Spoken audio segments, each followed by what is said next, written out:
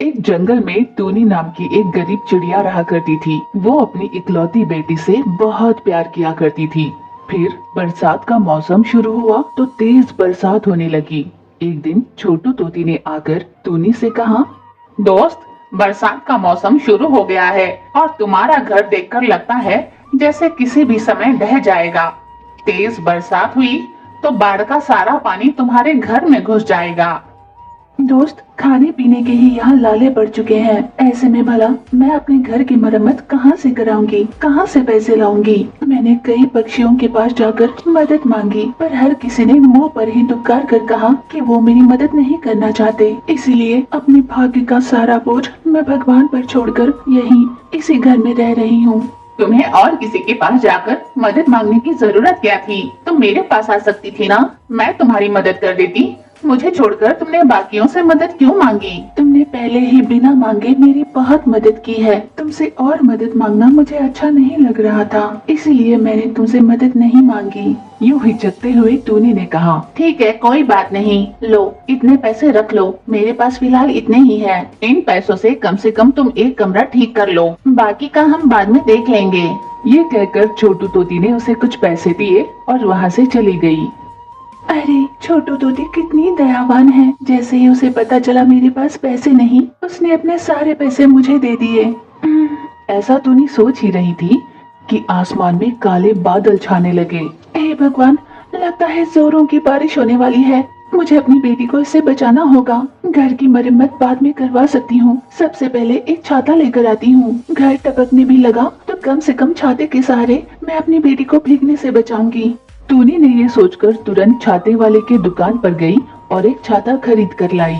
घर लौटी टूनी ने बचे हुए पैसे एक संदूक में बंद कर रखे। फिलहाल तो ये पैसे इस संदूक में सुरक्षित रहेंगे। ऐसा वो सोच ही रही थी कि अचानक बरसात शुरू हो गई। जैसे जैसे बरसात बढ़ रही थी वैसे वैसे टूनी का घर टपक टपक कर आखिरकार उसकी छत उखड़कर गिर ही गई। ये देख टूनी बहुत घबराई। वो अपनी बेटी को लिए घर से बाहर निकली और उड़ती हुई एक पेड़ पर जा बैठी। छाता खोलकर उसने अपनी बेटी के ऊपर एक बूंद भी पानी गिरने नहीं दिया।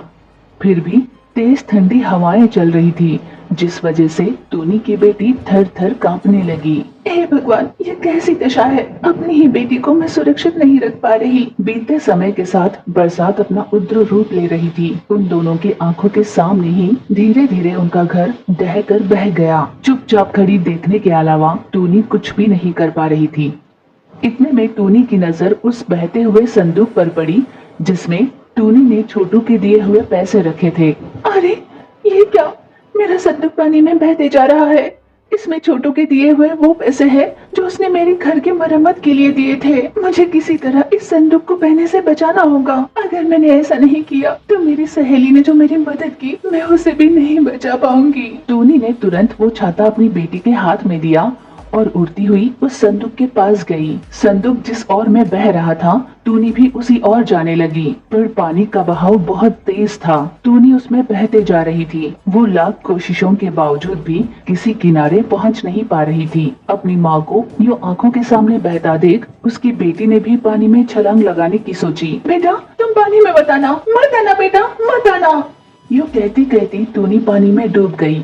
टूनी की बेटी ने छाते को पानी में छोड़ा और उसी में बैठकर वो माँ की ओर जाने लगी। बड़ी मुश्किल से वो अपनी माँ टूनी के पास पहुँच पाई, पर तब तक देर हो चुकी थी। टूनी मर चुकी थी। अपनी मरी हुई माँ को देख टूनी की बेटी बहुत रोने लगी। उसने किसी तरह अपनी माँ को छाते में बिठाया और किनारे ले गई। वो फूट फूट कर रो रही थी। बरसात के थमने के बाद टूनी की बेटी ने अपनी माँ का अंतिम संस्कार किया। ये सब देख रही चीचू कौवा तुरंत टूनी के बेटी के पास गई। चीचू के पूछने पर टूनी की बेटी ने सब कुछ बताया। अब जबकि टूनी नहीं रही थी तो चीचू ने टूनी की बेटी को सबके सामने खड़ा कर कहा, अगर ये टूनी की बेटी है तो हमारी बेटी जैसी ही हुई ना।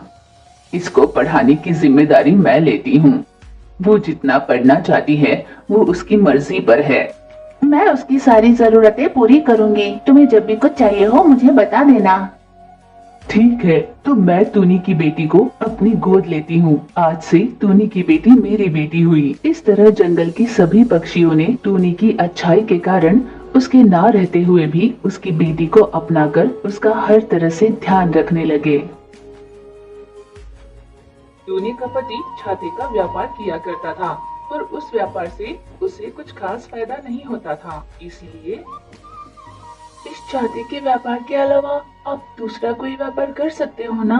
छाते की जरूरत सिर्फ बारिश के मौसम में ही होती है, बाकी दिन बिक्री नहीं होती। मेरी बात मानिए ना, कोई और व्यापार कर लीजिए। अरे ओ पगली, इस व्यापार में मेरा थोड़ा बहुत फायदा तो हो ही जाता है, बाकी कोई काम मैं जानता भी तो नहीं। अपने दिमाग से ये सब हटाओ और चलो, देर हो रही है। चलो, बहुत देर हो गई। यूँ डांट कर पति ने टूनी का मुंह बंद कर दिया। फिर वे दोनों साथ मिलकर अपनी दुकान पर चले गए। वे दोनों इस तरह हर दिन छाते का व्यापार करते। जो थोड़ी बहुत उससे आमदनी होती थी, उसी में जैसे तैसे अपना घर चलाते थे। वो हर समय यही सोचा करती थी कि उसे कुछ नया करना चाहिए। फिर एक दिन टूनी को एक बहुत अच्छा उपाय सूझा। सुनिए जी, अब तक हम जो आर्थिक तंगी से जूझ रहे थे, उनसे उबरने के लिए मुझे एक उपाय सूझा है। आप मेरा उपाय सुनेंगे, अपनी जिंदगी में नई रोशनी आएगी। इस पर पति ने चिढ़ कर कहा, जो भी उपाय है जल्दी से बताओ। रोशनी होगी या नहीं होगी वो मैं बताऊंगा। कि हमारे छाते कुछ ज्यादा बिक नहीं रहे हैं और आजकल सभी को आधुनिकता ज्यादा आकर्षित करती है, इसलिए मैंने बहुत सोच विचार कर कि हम लकड़ी के छाते बनाएंगे। टूनी ने जैसे ही ये बात कही, पति जोर से हंसने लगा। आप हंस क्यों रहे हो? मैंने ऐसा क्या गलत कहा है? मैं नए तरीके से छाता बनाने के लिए कह रही हूँ, इसमें हंसने वाली कोई बात नहीं है ना। मैंने कोई चुटकुला तो नहीं सुनाया। और सुने तो और क्या करूँ, तुम्हारे बताए उपाय से हमें फायदा तो दूर, खर्चा ही बहुत होने वाला है। इसमें मेहनत लगेगी वो अलग से, और पैसे व्यर्थ हो जाएंगे वो भी अलग से। टूनी के पति ने उसके उपाय को हंसी में उड़ा दी। टूनी को बहुत बुरा लगा। दिन बीत रहे थे, लाख कोशिशों के बाद फायदा नहीं हो रहा था। उस पर पेड़ के पास उनकी एक छोटी सी दुकान थी। जब भी बरसात होती तो पानी बहकर उनके शॉप के अंदर ठहर जाता। सभी छाते भीग जाते। मुश्किल से कोई ग्राहक आता तो छाता देख कहता, ये सारे छाते तो भीगे हुए हैं, ये नए हैं या पुराने? इनकी हालत तो देखो। ग्राहकों से वो सच कहते, फिर भी उन्हें भरोसा नहीं होता था।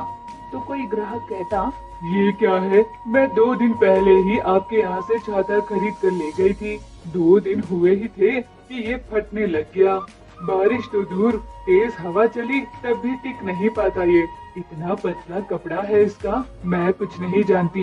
ये छाता ले लो और इसके बदले में मुझे दूसरा छाता दे दो। यूँ डांट कर कहने पर टूनी ने कहा, सुनिए, ऐसा तो नहीं हो सकता। टूनी के मना करने पर भी और जबरदस्ती उन्हें जो छाता चाहिए होता वो लेकर चले जाया करते। इस वजह से उन्हें बहुत नुकसान होने लगा था। फिर भी उसके पति ने व्यापार में बदलाव लाने की सोची ही नहीं। एक दिन टूनी काम पर भी नहीं गई, घर पर ही बैठी रो रही थी। क्या हुआ है तुम्हें? आजकल मेरे साथ काम पर क्यों नहीं चल रही हो? बताओ बात क्या है? पर टूनी चुप रही। अगर तुम कुछ बताओगी नहीं तो मुझे पता कैसे चलेगा? फिर भी टूनी कुछ नहीं बोली, वो चुपचाप थी। पति को बहुत ज्यादा गुस्सा आया। तुम ऐसे नहीं मानोगी। पति ने छड़ी ली और टूनी को बहुत मारने लगा। नहीं, आप मुझे क्यों मार रहे हो? जब आप मेरी नहीं सुनते तो भला मैं आपकी क्यों सुनूंगी? जो तुम सोच रही हो उसमें बहुत पैसा लगता है और उस काम की सक्सेस होने की उम्मीद भी नहीं है। यूँ डांट कर उसका पति वहाँ से चला गया। कैसे नहीं होगा, मैं भी देखती हूँ। और वो पूरी लगन से छाता बनाने के काम में जुट गई। शुरुआती 2 घंटों की मेहनत बेकार जरूर गई, कोई फायदा नहीं हुआ। फिर भी टूनी ने हिम्मत नहीं हारी, वो लगातार कोशिश करती रही। टूनी ने आखिरकार बड़ी मेहनत के बाद एक छाता बना ही लिया, पर उसने अपने पति से ये बात छुपाई और उस छाते को घर में छुपा कर रखा। टूनी ने बहुत सारे छाते बनाकर तैयार कर लिए। फिर बरसात के समय टूनी उनमें से एक छाता लेकर घर से बाहर निकली।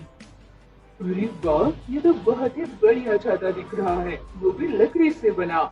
देखने वाले छाते की खूब तारीफ करने लगे। जब उन्होंने दाम पूछा तो टूनी ने 2000 बताया। इसलिए हमारे लिए भी ऐसा एक बना दे। दरअसल मैंने अपने घर पर ही दुकान लगाई है, आप वहाँ से ले सकते हो। इस तरह छाते की बात फैली एक एक कर छाता खरीदने के लिए ग्राहक उसके पास आने लगे। लकड़ी से बने इस छाते का व्यापार बहुत ही अच्छे से चलने लगा। नए ग्राहकों से समय लेकर उनके लिए छाता बनाने का ऑर्डर लेने लगी टूनी। टूनी का कहा तो सच हो गया, ये सब तो लकड़ी का छाता लिए घूम रहे हैं। काश मैंने उसकी बात पहले ही मान ली होती। खैर कोई बात नहीं, अभी जाकर उसे मना लेता हूँ। वो अपने घर टूनी के पास लौटा। टूनी, मुझे माफ कर दो कि मैंने कईयों को लकड़ी का छाता लिए घूमते देखा है। तुम्हें पहले ही मुझसे ये कहा था, लेकिन मैंने तुम्हारी बात नहीं मानी। अपना बिजनेस वैसे ही ठीक से चल नहीं रहा, इसलिए ये दिन देखना पड़ रहा है। आप चिंता मत कीजिए, वो बिजनेस हमारा ही है। फिर टूनी ने अपने पति को सारी सच्चाई बताई।